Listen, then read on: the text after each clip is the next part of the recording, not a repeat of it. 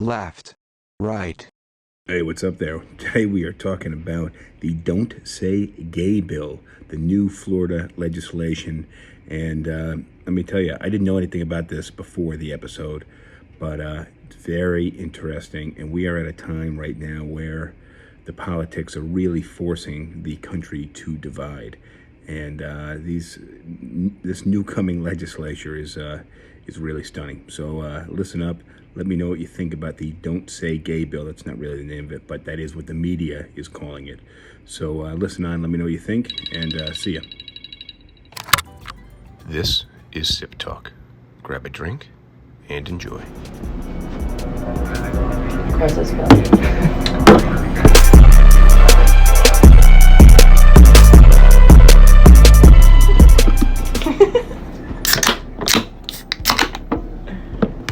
Cheers. Cheers.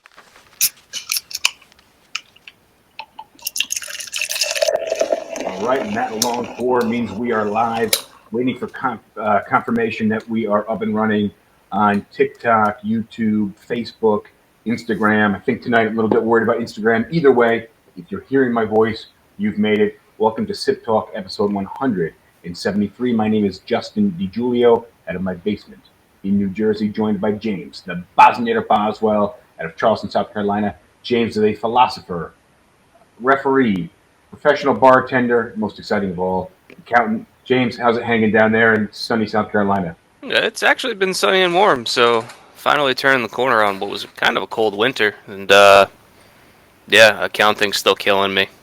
Yeah, well, so before we got in there, we were talking about your motorcycle. So you got this cool, hip motorcycle you're riding, and we were talking about how nice it is to be on a motorcycle because it's so simplified. And for the most part, Well, I wouldn't say simplified. well, hang on. Let me clarify what I meant. Is that motorcycle technology and riding a motorcycle, you are much more in tune with just the mechanics of the bike and the road than when you're in a car and you're getting text message notifications on your display, your built-in display on the dashboard, and everything's integrated. And then when you're on a motorcycle, it's just you, the road, and the mechanics of the bike. Simplicity aside, fair enough. Yeah, it's a much more direct driving, riding experience because the only distractions are the ones that you introduce. But, like, for example, my bike doesn't even have a radio. It's the only thing that I can listen to is the sound of the wind and of the engine. Well, And I don't have a radio either. I think the radios are only pretty common on like the big touring bikes, like the Harley Davidson, yeah, the Victory bikes. So radios aren't super common in the sportier bike region, but my helmet has built-in pockets for speakers in the ears. You have one of those helmets? nope. Well, I like a little music when I'm driving, and If I needed to, I've got a pair of like low profile wireless earbuds that I could put on before I put on the helmet. But given that I'm still learning a lot of what I need to do, I don't want to have distractions. So I want to be able to just listen to what's going on around me. so I think that's a really good idea. And I Hi, want to Maria. want to talk a little bit more about motorcycles in just a second. Say hi to Maria, who's watching us live. Today, we're talking about predominantly, we're going to get into the what's called the "Don't Say Gay" bill that's been introduced in Florida. I know nothing I about think it's this. signed into law now. I don't think quite yet. I think it's going to DeSantis very soon, but I think it passed the Senate and the House in Florida like 2 weeks ago or so. So on that note, we'll get there in a second. But James, I got to ask you, what are you drinking there? Sticking with the bush ice tonight, keeping it simple. Very nice choice. I don't know what this stuff is called. Douce. I found a Douce cognac, so I'm going to pour that in my little glass here and try to sip that. Because I just got back from skiing, which we were talking about before we got on air, how learning to ski I thought was similar to learning how to ride a motorcycle. because there's a certain skill set that you have to have before you push it to high speeds. Would you agree with me there? Yeah, I would say with skiing, I think there's a lot of similarities. I think that with skiing, it's harder to get yourself into trouble early as compared to like riding a motorcycle. Well, it depends on the type of hill and the terrain that you're on. And I think same thing with the motorcycle. You can drive around some local roads, 45, 50 mile an hour speed limit roads. But the second you get on a busy highway or you get out and it starts raining and there's traffic, you might find yourself kind of above your pay grade and not able to handle something, and that puts you in a really vulnerable place, especially when it comes to danger. Same thing with skiing. You and I both. A lot of people probably don't know this, and I haven't skied in like 15 years at least. Just about almost exactly 15 years. But a lot of people don't know that you and I were ski instructors from age 13 or 14 to about age 20, 21. Yeah. And very avid skiers. We grew up in the Adirondack region, so the Northeast. Did a ton of skiing. And have you skied? When was the last time you skied? Probably close to 10 years ago now. Yeah, how? So that was 10 years. So probably 5 or 6 years after the last time you skied. Prior to that, yeah. Yeah, I think it would have been at that point at least 3 or 4. Yeah, I mean, I've gone roughly, like I said, 15 years. I think I went once over the course of 15 years, but never really got on any challenging terrain. And I was wearing the short trick skis. That if I were to go skiing, that's what I would use. Well, I still like those skis. I didn't. They're easier to use. You have a lot more functionality, and I just like being able to ski backwards. yeah. Well, especially for a newer skier, it's easier. And I love the short skis. You have a lot more you're able to do. But this time I used long skis, and I never really used long skis. So getting into it was tough. And I was in Colorado, which I was in Colorado for our mutual friend Max's wedding in 2019. That was in June or July, I think, maybe even early August, summertime. Beautiful, very green. We were in a pretty flat area surrounded by a ton of mountains. This time I was in the Rocky Mountains, driving through, I think it was Route 70, throughout the Rocky Mountains. Felt like I was at the bottom of the Grand Canyon, just looking up. The mountains went on forever. And I imagine that the altitude of the mountains is probably considerably greater even than the Grand Canyons. And I was so surprised by the sheer magnitude of these mountains. The lift, you go up this mountain, you hit the crest of the mountain, and you think you're at the top. Once you come over that crest, you realize there's an entire another mountain on top of that. And that happened 2 or 3 times before we got to the top. And then we got to the top of the lift, and there was another lift which brought you basically another mountaintop away from that. And I think we were at like over 8,000 feet in elevation. What resort did you go to? It was somewhere in like Vale. I don't know the towns. I think this was Beaver Creek Resort. But I guess there's like Breckenridge, and I don't know if it's different mountain names or different resort names. I'm not really sure, but I know I don't know. like the Vale Aspen area, um, and it was cool. It was cool.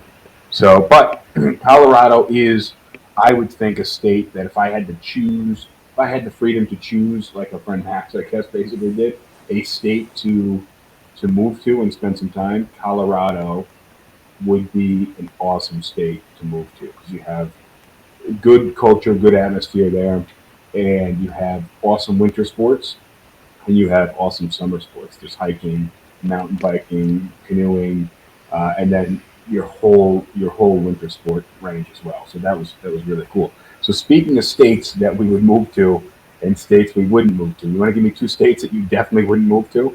There's more than 2, but Florida and Texas are near the top. Mm.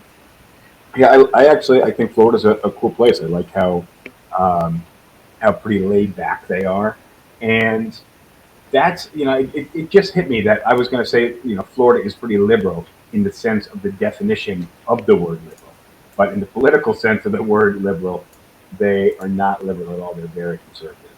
So you mentioned this topic the other day when I was away. You wanted to talk about this, what you called anti-gay legislation in Florida and Texas. Well, I didn't do any research. I just found out about it and started doing some research today, and I got a ton of notes I've been taking. So fill me in on what's going on. You said Florida and Texas. well, so Texas is not directly involved in this, but Florida's Don't Say Gay bill took some inspiration from Texas in this way, where when Texas passed their anti-abortion bill a couple months ago, they allowed for private citizens to sue abortion clinics or people that they thought aided and abetted an abortion after the 6-week period or whatever timeline they set out.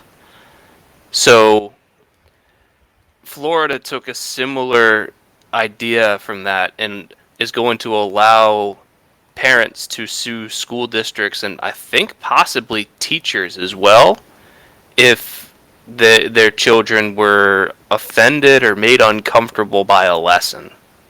So And that might not be the exact language in the bill. let's stop and say hi to Kay and Christina. I know Kay's a snowboarder, by the way. Oh yeah? Asking about skiing. So what I read today is the bill is called Parents' Rights in Education Bill, and this is I was trying to get the most. I didn't actually read the bill, but I was trying to get the most specific language of because I was like, oh, from what you're seeing in the media headlines is it says "Don't Say Gay" bill. So the way that I interpreted it at first, before I did any research, was that using the word gay in Florida would have been would have been made illegal, akin to using the N word, which is not illegal, but it's just a general judgment call that most people make. So my thinking of making it illegal to use the word gay seemed insane, but that wasn't the case. The way the bill reads, to my knowledge, says it prohibits classroom instruction by school personnel or third parties on sexual orientation or gender identity in grades kindergarten through third grade. And parents can sue the school district if that order is violated. All right, so you caught part of it. But So the first part, I think, is relatively uncontroversial, but not like it's still problematic. Of saying that, like, all right, you can't teach about sexual identity at all through the third grade. I want to swing back to why that's a little bit difficult, but it also says that after third grade, so like fourth grade through seniors, the instruction has to be age appropriate, but it doesn't define any of that. So depending on who is interpreting this, like the school, and again, because the schools can be sued by this, then it could be up to an individual court or jury. So sort of random in terms of what someone says is age appropriate. And the reason why I'm saying that, like, it could be potentially problematic to prohibit any instruction whatsoever to kindergarten through third graders is, like, if you've got a kid in a class that has parents of the same sex, then, like, and they bring that up, are you just, like, supposed to ignore that or not talk about that? Is it like it's again, it's poorly defined? Or if you have a teacher that's in a same-sex relationship and they have a picture of themselves and their partner on their desk, and one of the kids asks, "Who's that in the picture?" Is the teacher not allowed to say? So that's the discussion about gender identity, same-sex couples, is, I think, different than classroom instruction regarding this. So, but again, what you just said is it's really somebody complains and then it's open to the court, which leads me back to something we've talked a little bit on, especially last summer. We talked about, the summer of 2020, is the legislation that's being proposed now is so hardcore agenda driven and poorly written that it's ripping our society apart. So I'll give you an example with, like, all the new rent guidelines and the proposed cancel rent bills, and these bills that when they don't really flush out. It's just somebody wants something done at any cost, and they're going to shove it through the court system. And it's been done much more on the liberal end in New York City, but this is on the hardcore conservative end that's happening in Texas and Florida, and they're just bad bills. Yeah, I'd say both sides are guilty, but I'm going to. I know I'm biased here, but I think that the Republican side is more guilty than the liberal side. I think it's just as bad. I see these liberal bills come through New York City. You probably don't see the same stuff and the fallout from them in South Carolina, but I'm seeing all this, and I also see all this crime on the street where the cops can't do anything with these people, because they're mentally ill, but they're still using drugs and attacking people. I think there was either 12 or 24 shootings over this last weekend, which I think is a New York City record. But either 12 or 24 in a 2-day period is a huge record, and that's my thinking is it's an indication of what the police can't do and how far it's slid. Yeah, I guess being in Charleston, which is a liberal town by South Carolina standards, but a conservative town compared to New York City.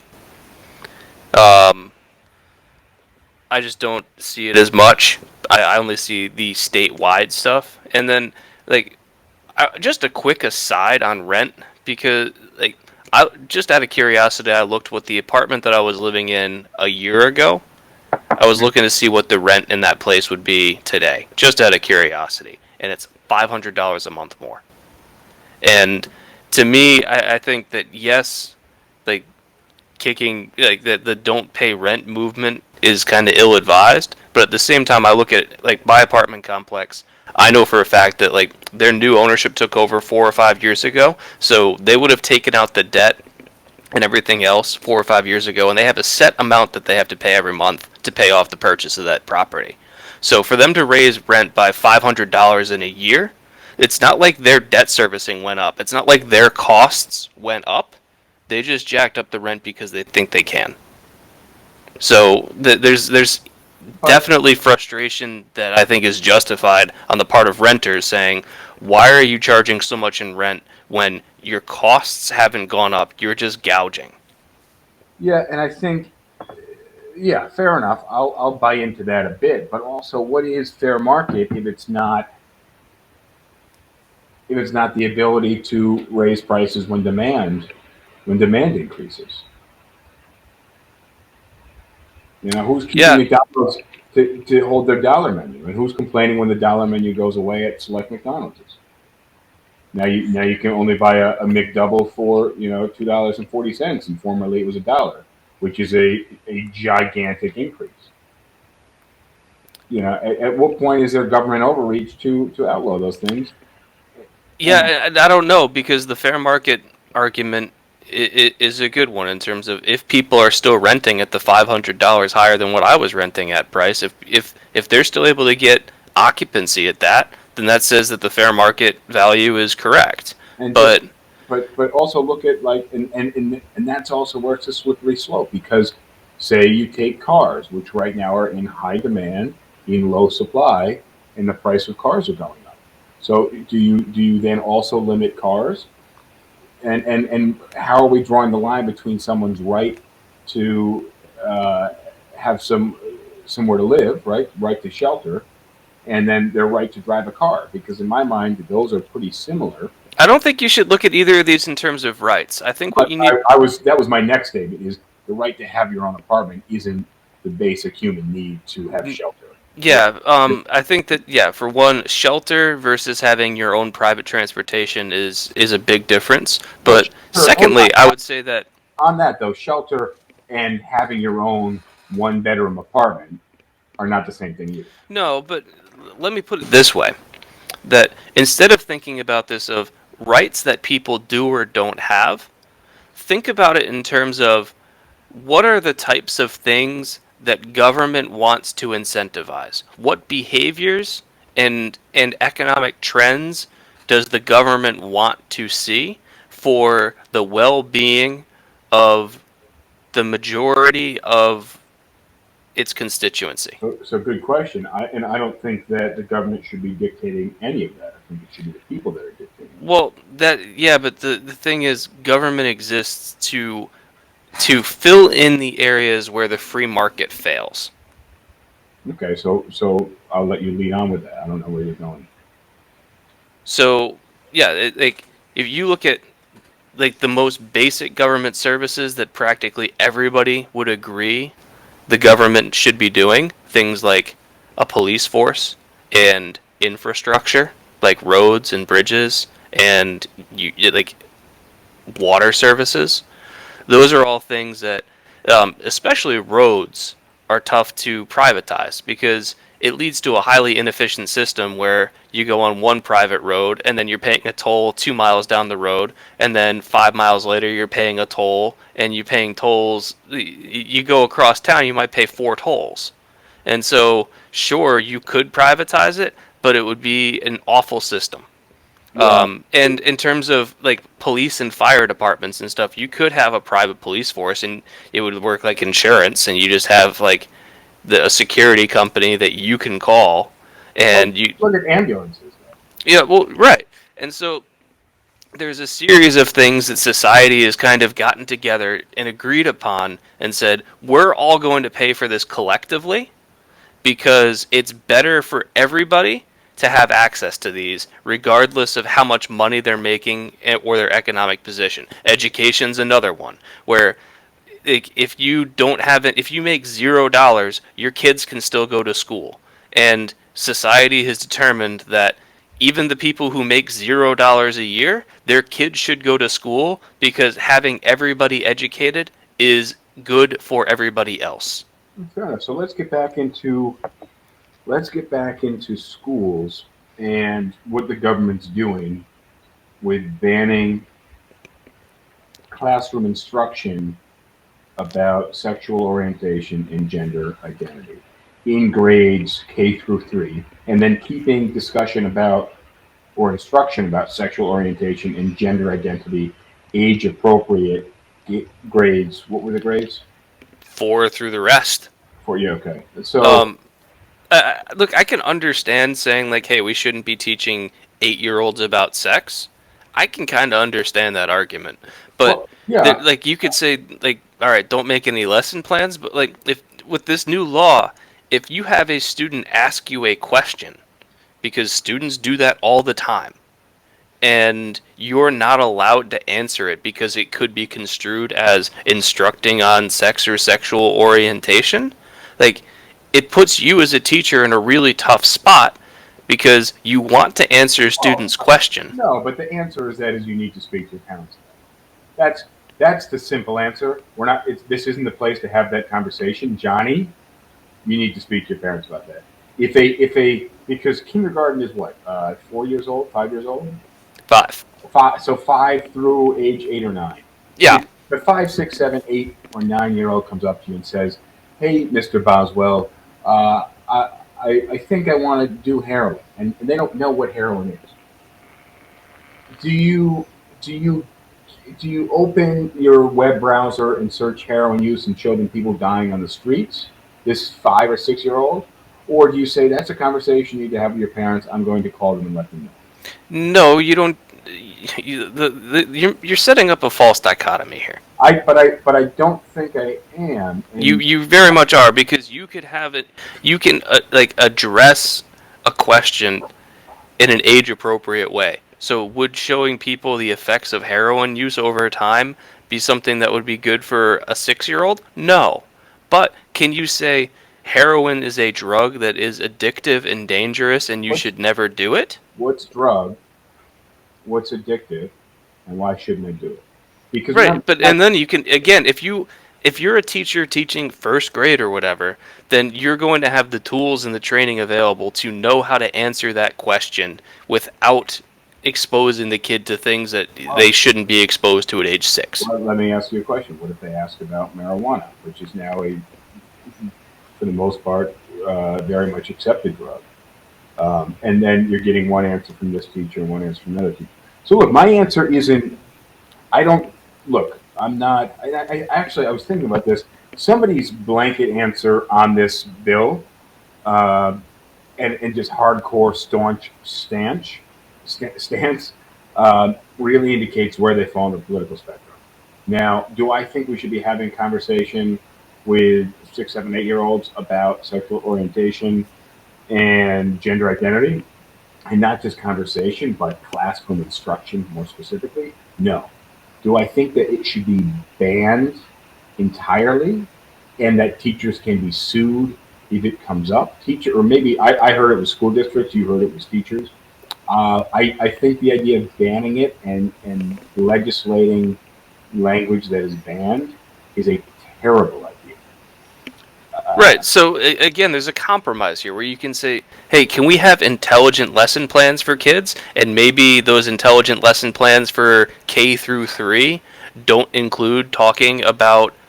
Well, I think you could do an intelligent lesson plan that involved sexual orientation and sexual identity with young kids, because you don't need to talk about the activities that they do. You can just say that some people, most people prefer to be in a relationship where it's a boy and a girl, but there are some people that like to be in a relationship with somebody of their own gender. And you can leave it at that. And if they ask why, you just say that's what some people prefer. How is that harming a kid if you say that? I don't think that's harming a kid, but now you are opening up children who are straight to being more curious, and then their parents get mad because their parents want them to be straight. And I don't But that doesn't matter. You're right, exactly. That doesn't matter. But Like, that's, the whole that's point what- of being a student and being a kid is learning about yourself and learning about other things, and yeah, testing. you know, So, like, well, look, I don't think there should be really any sex talk up to a certain age. I don't think we had any. but what I just suggested doesn't have anything to do with sex. Ex- All it's just saying is that this is something that exists, and that's all you need to know about it, is it exists. And there are some people that are born a boy, and later on in their life realize that they feel more comfortable as a girl, and then like doctors can help them become a girl. That's the end of the story. You don't need to go into detail about what it involves or why it's important. Let You me can ask just you a say, question. sometimes this happens. Let me ask you a question. Why don't they teach trigonometry in the 3rd grade? Well, because it's a concept that you don't have the capability of understanding unless you're a genius at age 8. Yeah, you don't have. Yeah, you're not able to conceive because you haven't learned the tools to be able to understand the concepts of. Right, but if you want to stick with the trigonometry analogy, you definitely teach about triangles before the age 8. And so, like, just like how when you get into 9th or 10th grade and you start to learn trig and how trig works with triangles, you can go with the same concept of gender and sexual identity and everything. And for the 7-year-olds, this is a triangle. That's all you need to know. And then as they get older and more mature, then you say, here's how the angles in the triangle work. Yeah, but they're aware that triangles. Right, but that's all I'm saying is that like, by prohibiting this classroom discussion, you're basically saying we're just not going to tell children about triangles. So look, I'm not gonna pick sides yet, and I kind of have, and we're getting into that as we're kind of saying, yeah, it's important enough triangles exist, but whether or not sexual orientation / gender identity needs to be classroom instructed is something I haven't been able to get my brain to articulate. What you're getting hung up on is the amount of detail that goes into it. Well, but hear me out though. What I am against is legislation banning language across the board. You know, because if a 7-year-old asks about the Holocaust, you're put in a weird position where you want to kind of touch on it but not go into detail with them, but let them understand it's a serious thing and maybe they'll learn about it when they grow up. But you're not going to go into discussion about gas chambers. However, if a 7-year-old asks about the Holocaust and legislation and some radical Republicans, Holocaust deniers, want to pass laws in a state like Texas or Nebraska or something where they don't believe the Holocaust ever happened, and now teachers aren't even allowed to talk about it, because that's where I feel where this is going. And yeah, that's a well, it's a, the slippery slope argument is bullshit. It'll never get that bad. But we just banned abortions. Now we're banning language in schools about sexual orientation and gender identity. It actually feels like it's going in that direction. Yeah, and banning all sorts of books and banning the discussion of any topic related to race and disparate racial treatment in this country.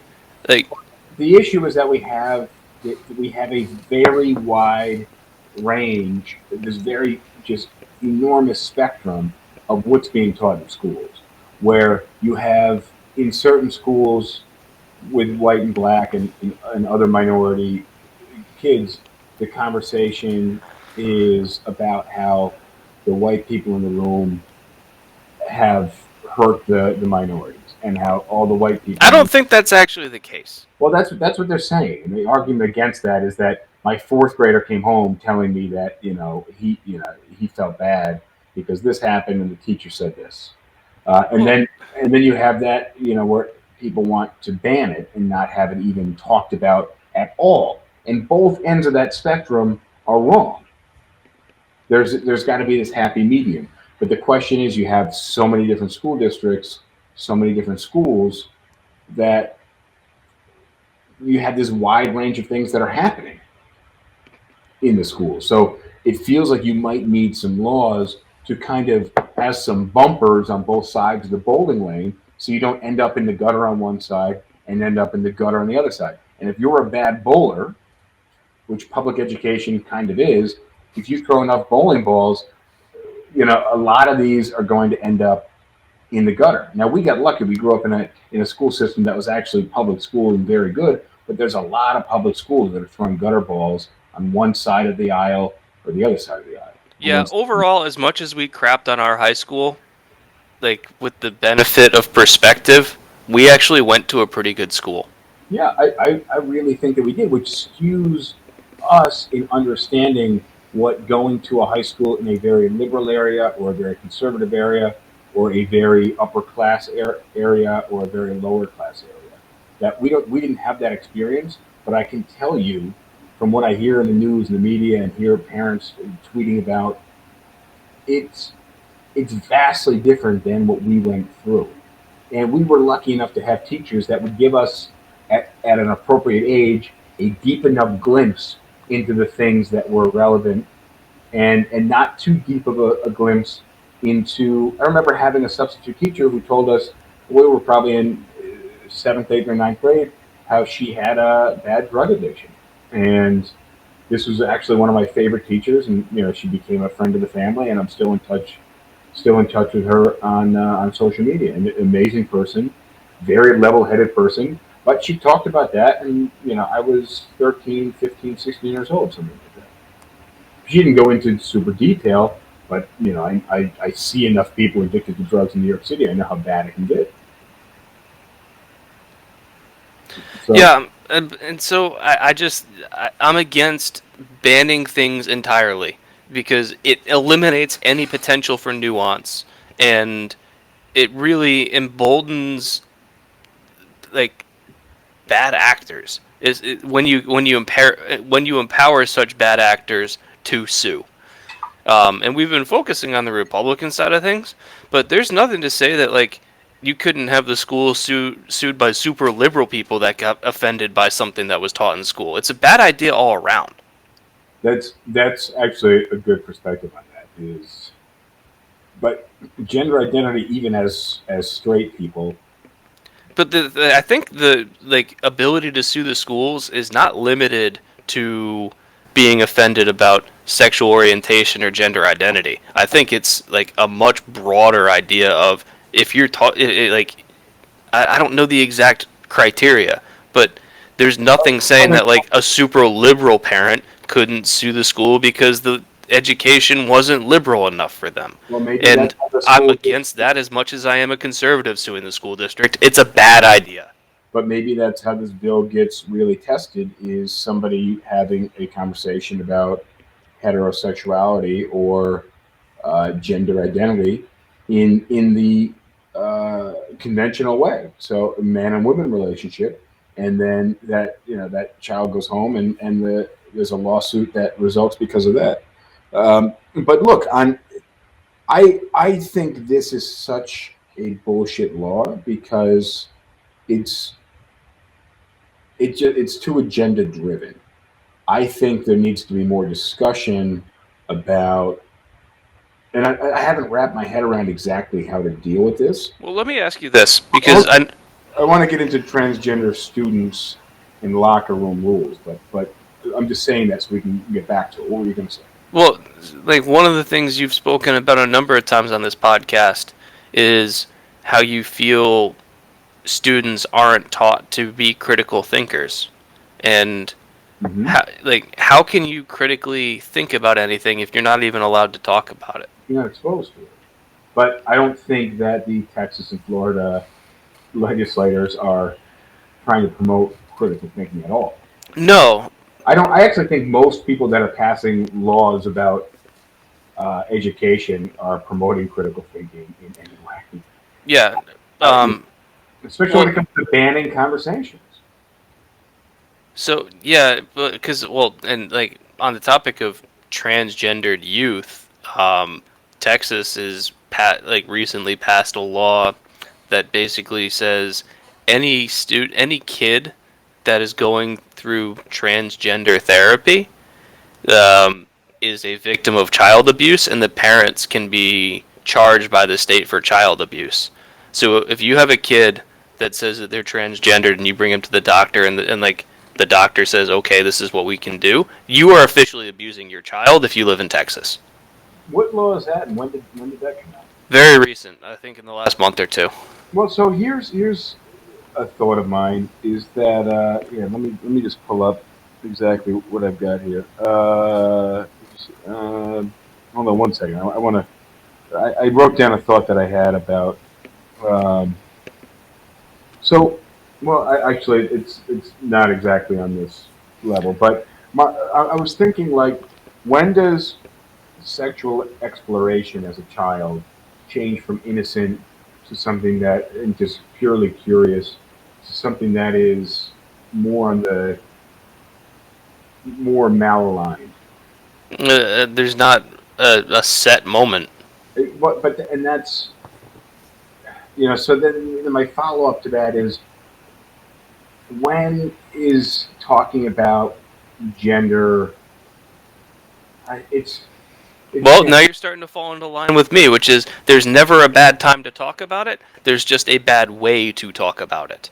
And so as the kids get older, you can go into more detail and add more information. And yeah, for the kindergartners, you keep it light and quick and you don't go into detail because they don't need to know. When you get to 10th, 11th, 12th grade and these kids are almost adults, you can probably give them a lot more information. And it's a sliding scale in between. Let me ask you a question. When, at what age did you begin to have a sexual inclination? If that's the best, if that's maybe I'm not putting it the right way. But at what point did you become kind of sexually inclined? Do you remember this? I don't know, probably somewhere between 11 and 13. That late? Maybe 10. God, I remember being way younger than that. Way I don't younger. know. Like it really depends on how you set your definition for this. Hmm. I mean, I remember having crushes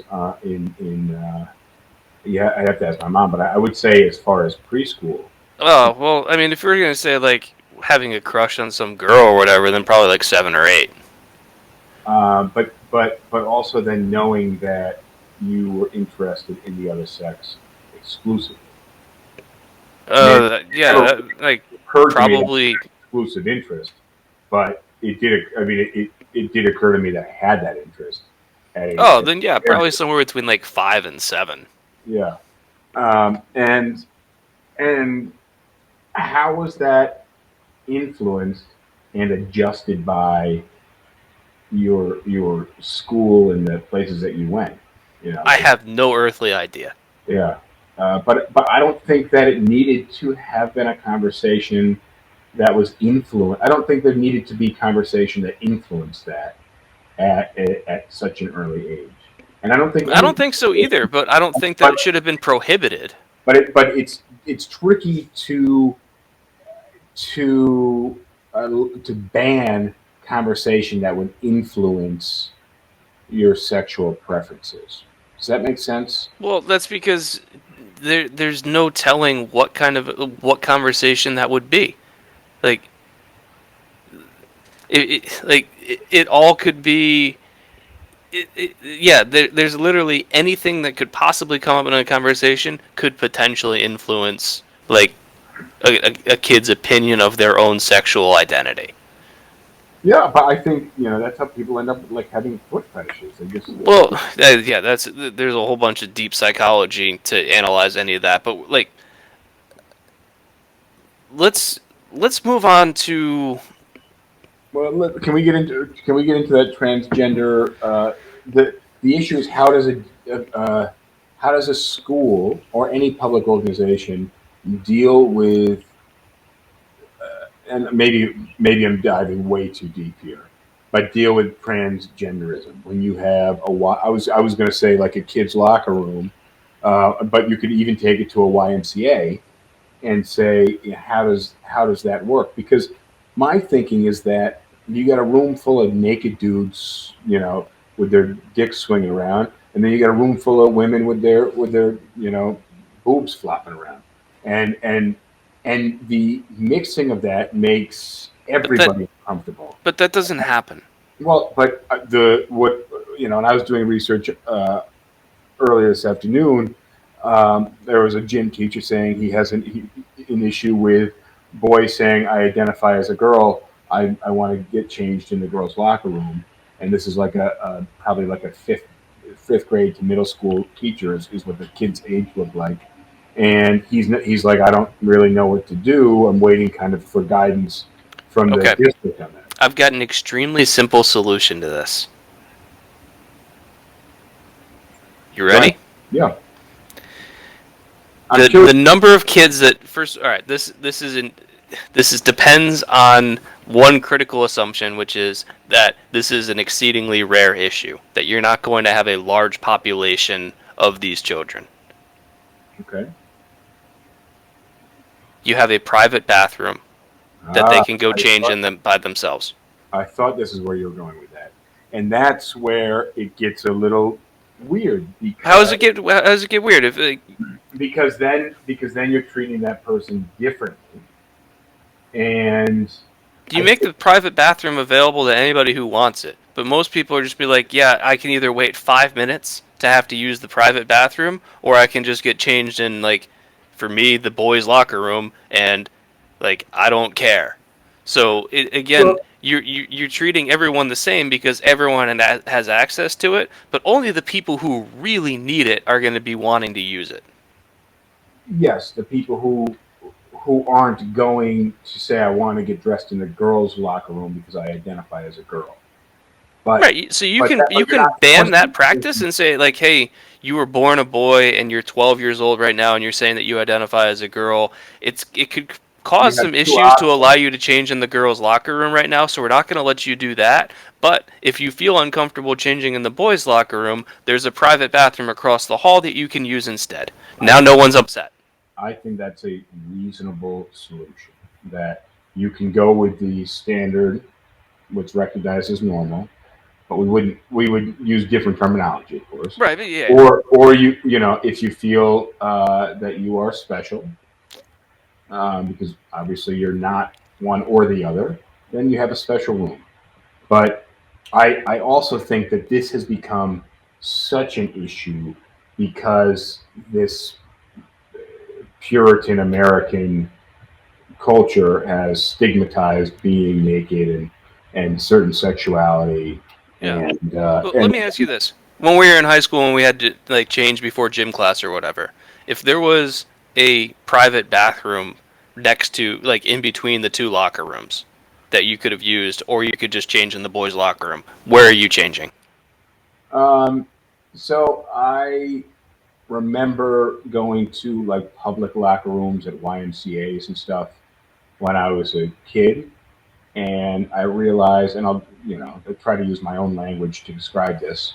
You're not answering my question. I'm talking No, hold about on, in hear high me out. school. Hear me out. So if you're gonna like change, you have to get completely nude. No, we didn't get completely naked in high school. Then I would change in the locker room, um, but that's because we wore the same. This is kind of gross, but a teenager wearing the same underwear to do gym class in, and then just changing your on top clothes. Well, yeah, that's what happened. But like, nobody got naked in the locker room when we were changing for gym class. I didn't really think so. Now, I mean, I No, remember. I didn't see that once. If somebody got naked in the locker room, everyone would be like, "Dude, what the hell are you doing?" That's true. That's true. But I feel like now as an adult, when I was in Colorado, we actually went to this really cool place, to the Colorado Springs hot springs, and we were in this place where there was a hot spring coming out, and there was like 20 different baths at different temperatures ranging. I guess the water came out at like 125, and the temperatures range from like 108 to 110 down to like 98, and they had all these different hot baths. But before you go in, you're in this locker room, and I was with some people that I'd only met 2 days before, who were all kind of gung ho to go into these hot baths and just walk in. You got a drop trowel, and you change into a bathing suit, and you're just in this public locker room, and it's uncomfortable because you don't do it every day. But I remember like that was think back in like the 60s and the 70s, and that was Yeah, but this is you as an adult in an environment around other adults. yes, but should we only keep children in 100% comfortable situations? Well, the answer to that's no, and then the question is how uncomfortable is too uncomfortable, and I don't have that answer because everyone will have a different answer. Also, I want nothing to do with speculating on legislation about naked children. No, not really. At all. But my point is that, like, in terms of how we treat transgender kids in school, is you treat them the same as you treat any other student, and if they ask for something, you determine whether or not that's reasonable to accommodate, and if what they're asking for you can't do, then you come up with a compromise that will be good enough. So if the 12-year-old boy wants to change in the girls' locker room, yeah, that's going to cause some problems. No, we can't do that. But here's a private bathroom you can use, done and done. Yeah, and you decide on a case by case. And this is, I know you're not a big fan of Jordan Peterson, but the reason that this guy rose to fame was because he's a psychologist, and he teaches a class, where these things come up, and then he tries to dissect what people are thinking, why they're thinking them. And there was a law in Canada that was going to be passed requiring specific language based on gender. And he said that I don't want to be required by law to call somebody a specific gender pronoun. I would prefer that to be my own judgment. And people were attacking him, saying, well, that's because you're homophobic and you don't support gay people. And he said, no, I just, I want to have the option to, make a mistake. And if I encounter myself in an embarrassing situation, that's on me. But I don't think that legislation should dictate language. So it's a rare case where both sides are wrong here. In what way? So passing a law criminalizing calling somebody an incorrect pronoun, dumb idea.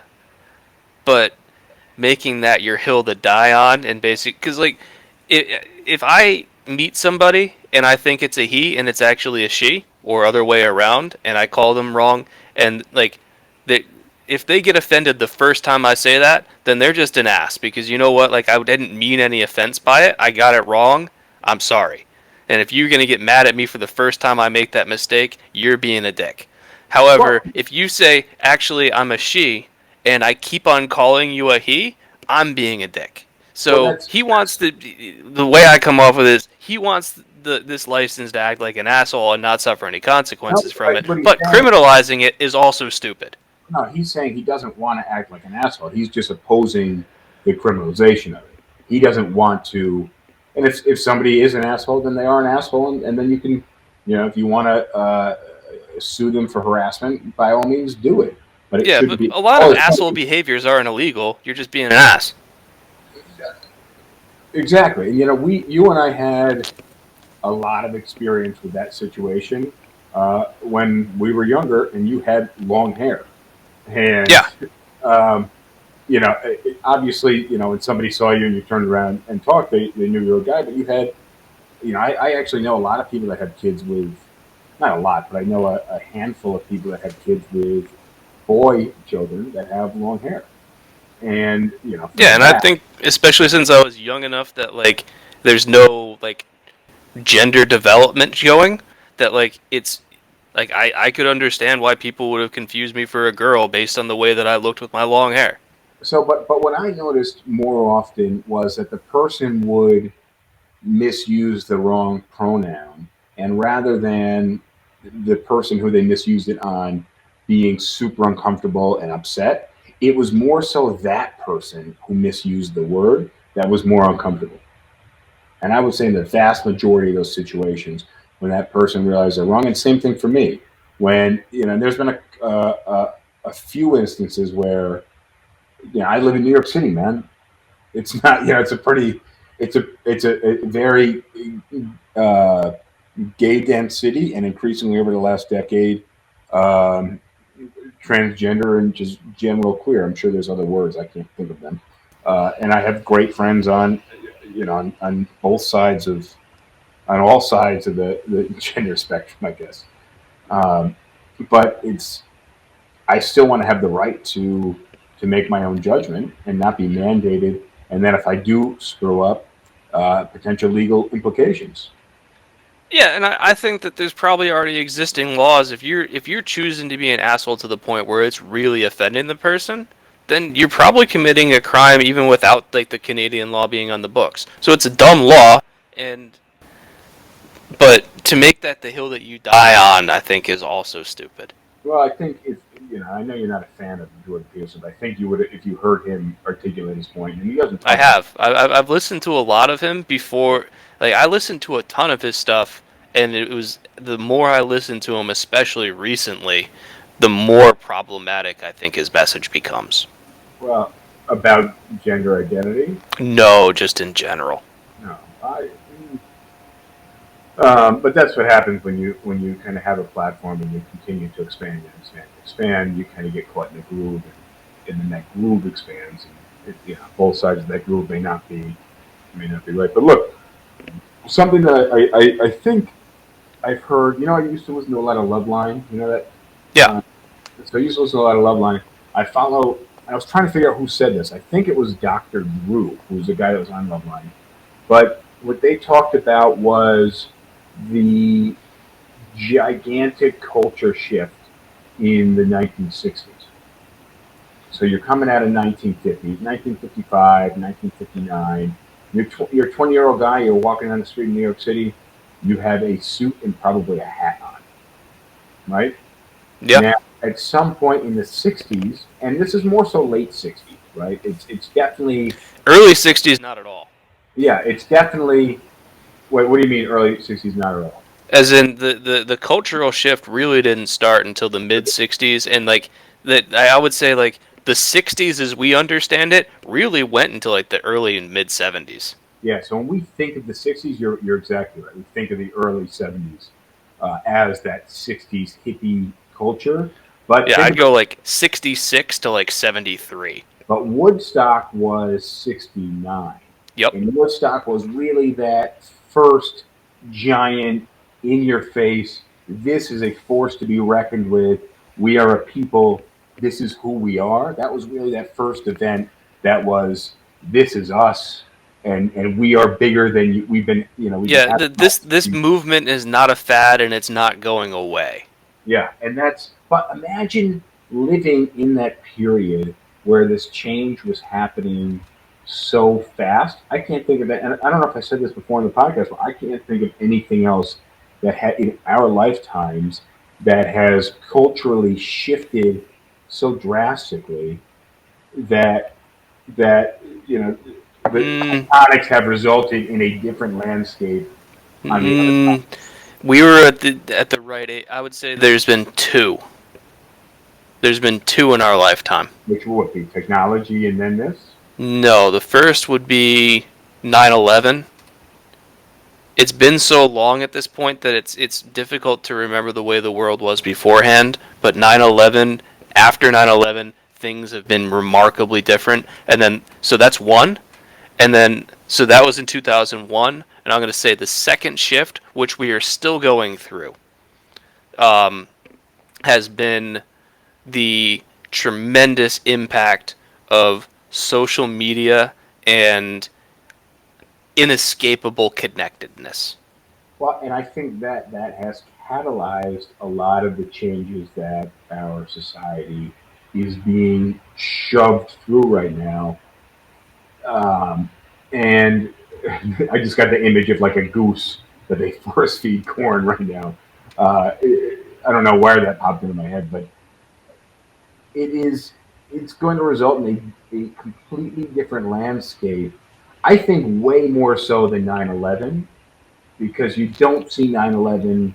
You can get an essence of it on a day to day, but if you compare day to day now versus then, you don't see it as much as you do when you travel. You travel, you're Yeah, like, but oh, I think the political landscape changed drastically. well, I think with these, especially with the transgenderism and just like I said in the beginning of the podcast, liberal the liberals to me now are the ones that are asking for a lot of these protective laws, and I think liberals are there's a shift that's happening. Obviously, we're talking about a conservative law right now that's mandating a language ban, basically, which which isn't even in line with what we know to be conservatives to be. Conservatives are the ones that want the free speech. They want That's what they say. exactly. So, but that's what we're going through this big shift, and I think when we come out of it, I don't know if it's going to be a better place or a worse place. Honestly, it's going to be a different place, um, and I'm curious. I have no idea what it's going to look like. I think we're going to have a lot more transgender people, but I also think allowing for so much more isn't going to reduce the confusion. I think they're going to have a lot more confused people. So what? What's wrong with being confused? I don't think there's anything wrong with that at all. I don't think there's, but I don't think it's. I don't see that as a negative consequence. Like, the world's complicated and confusing, and it's difficult to navigate, so just accept that that's the status and do your best. Yeah, Don't oversimplify things. Accept that you're not going to understand everything, and just don't be a dick. don't be a dick is something I say on a regular basis. I used to have a mirror in my office that had a sticker on it that said "Be nice," but I think the "Don't be a dick" mantra is something I really try hard to live by, and I think I think that's a mentality that a lot more people need to Yeah, have. so if you're suing a school because you didn't like the lesson plan of a teacher, you're being a dick. Very, very clearly. So Raj would like us to include the phrase here You can as go ahead and read it, and then, yeah, you go ahead. on SipTalk when we talk about transgenders and sex education. It's hard for us not to use the word dick, asshole, and pussy because we all have those. Don't be a dick and don't be an ass, which is interesting language to use. Real quick, Yeah, go ahead. this one got buried in the comments. Keijo and Christina want to join sometime, so maybe you can work on coordinating that. Yeah, we'll have to come up with a good topic to bring them on. This is actually I'd like to incorporate both sides. I'd like to incorporate a discussion with both sides of the political spectrum when it comes to transgenderism, and it's difficult for me to reach out to friends and say, hey, I have some transgender friends and some gay friends, and it's weird to reach out and say, hey, I want you to talk about that because it's just an uncomfortable request to make for somebody to to join because of whatever their identity is. But I'll see if we can get maybe some people on to talk about it. And I appreciate everybody who's joined us today. James, anything else you want to add? Don't be a dick. Don't be a dick, and make sure you don't be a dick. If you're listening to us now, make sure you follow us on YouTube, all the audio podcast platforms, Apple Podcasts, Spotify Podcasts, and everywhere else. On that note, we're hitting the time limit here. I'll see you next time, guys. Laters. Adios. All right, that concludes this episode. Thank you for joining. Let us know what you thought of that bill. It's some pretty crazy stuff. So thank you guys for making it this far, and I will see you next time. I like PBR. I just got priced out of it.